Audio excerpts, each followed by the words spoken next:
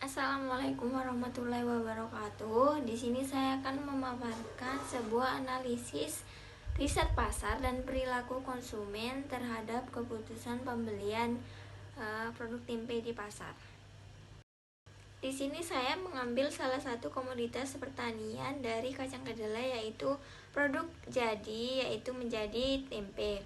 Tempe merupakan makanan yang diolah dari berbagai bahan dan melalui proses fermentasi dan menggunakan mikroorganisme Rhizopus sp atau yang biasa dikenal dengan ragi tempe. Adapun hasil kuesioner yang saya bagikan yaitu terdiri dari beberapa pernyataan sebagai berikut. Nah, beberapa pernyataan itu terdiri dari tentang ukuran saat pembelian konsumen terhadap produk tempe, kemasan yang digunakan, kualitas tempe, harga, selera, dan bagaimana sih konsumen menginginkan produk tempe tersebut. Nah, untuk tabulasi data bisa dilihat pada tabel berikut, yaitu terdiri dari 6 instrumen pernyataan dan terdiri dari beberapa responden yang mengisi kuesioner tersebut.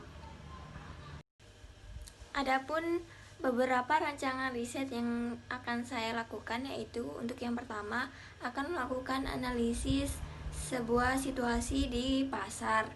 Yang kedua yaitu mengetahui kelemahan, kekuatan, peluang dan ancaman terhadap produk tempe atau usaha tempe tersebut. Yang ketiga yaitu mengumpulkan beberapa informasi yang saya peroleh, dan yang terakhir menyusun rencana pemasaran dari beberapa rancangan riset yang telah saya sampaikan tadi.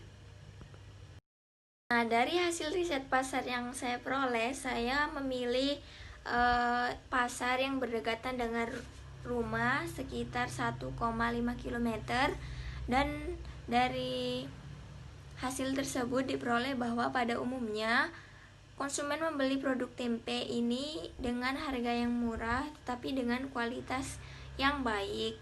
Kemudian responden yang berada di pasar rata-rata ini kebanyakan ibu-ibu rumah tangga, mahasiswa atau mahasiswi, dan konsumen yang berkebutuhan akan produk tempe ini.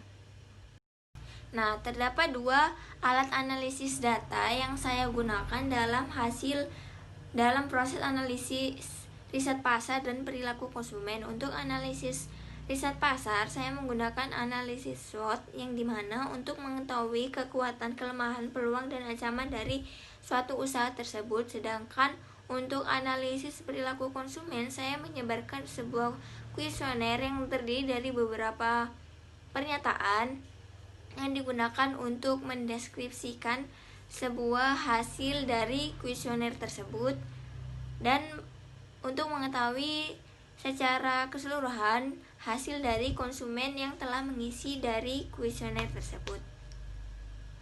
Untuk analisis perilaku konsumen sendiri terdiri dari 23 responden yang berjenis kelamin laki-laki sebanyak 8,7%, sedangkan perempuan sebanyak 91,3%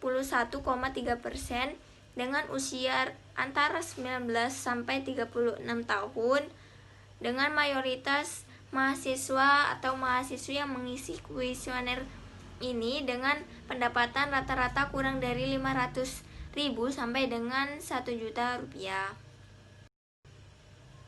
Nah, untuk analisis riset pasar yang menggunakan analisis SWOT, yaitu adanya kekuatan atau keunggulan dari produk tersebut karena tempatnya merupakan tempat yang strategis dan mudah dijangkau oleh konsumen, dan produknya atau lokasinya tidak jauh dari area parkir dan sudah ada sejak lama. Sedangkan kelemahannya, tempat penjualan tersebut bukan merupakan toko yang menyewa, melainkan merupakan emperan yang menyediakan kursi atau meja untuk usaha produk tempenya sendiri. Nah, untuk peluang dari produk atau usaha ini yaitu banyaknya penjual yang bisa berdagang di area setempat tanpa harus menyewa toko yang sebegitu mahalnya. Nah, untuk ancamannya sendiri, banyak beberapa usaha yang menjual tempe ini sehingga menjadi pesaing dari usaha tempe yang ada di pasar. Salah satunya usaha milik Bapak Munir.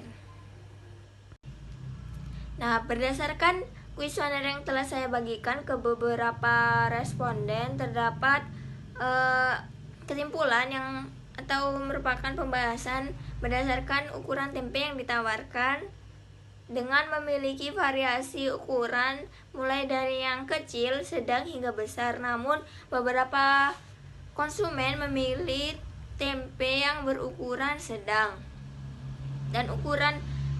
dan bentuk kemasan yang lebih disukai oleh konsumen terhadap pembelian tempe adalah menggunakan daun dibandingkan dengan menggunakan plastik atau tidak menggunakan plastik atau daun sama sekali. Untuk kualitas dari tempe yang dibeli oleh konsumen berdasarkan daya tahan tempe, rasa, dan keberhasilan konsumen memilih dengan kualitas yang sangat baik, karena dengan kualitas yang sangat baik dapat menjamin sebuah kesehatan dari konsumen itu sendiri. Dan untuk harga tempe yang ditawarkan bervariasi, namun konsumen memilih dengan harga yang murah. Dengan 3 variasi ukuran tersebut, tempe juga dijual dengan harga yang berbeda-beda, sekitar 2.500 sampai 10.000 rupiah. Selera untuk mengkonsumsi tempe, yaitu rata-rata konsumen memiliki atau memilih suka terhadap produk tempe tersebut karena merupakan kebutuhan. Sedangkan keinginan untuk mengkonsumsi tempe, konsumen memilih rata-rata banyak yang minat atau berkeinginan tinggi dalam mengkonsumsi tempe tersebut. Dari pembahasan yang sudah telah saya paparkan, bisa ditarik kesimpulan bahwa terdapat beberapa hasil riset pasar dan perilaku konsumen, yaitu dari analisis riset pasar diketahui kekuatan, kelemahan, peluang, ancaman usaha tempe tersebut, dan usaha tempe seharusnya memiliki inovasi atau variasi baru untuk memenuhi keinginan serta kebutuhan dari konsumen. Karena ini tempe merupakan makanan yang dapat disajikan dalam beberapa variasi seperti oncom tempe, tempe goreng, oseng-oseng tempe, dan lain sebagainya, serta mengandung beberapa kalori yang tinggi.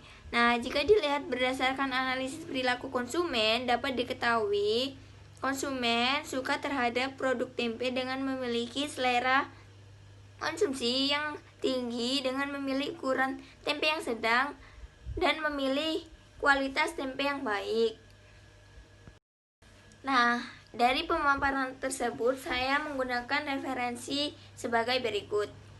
Terima kasih, mohon maaf apabila ada salah kata atau salah penyampaian yang telah saya ucapkan. Mohon maaf sebesar-besarnya. Wassalamualaikum warahmatullahi wabarakatuh.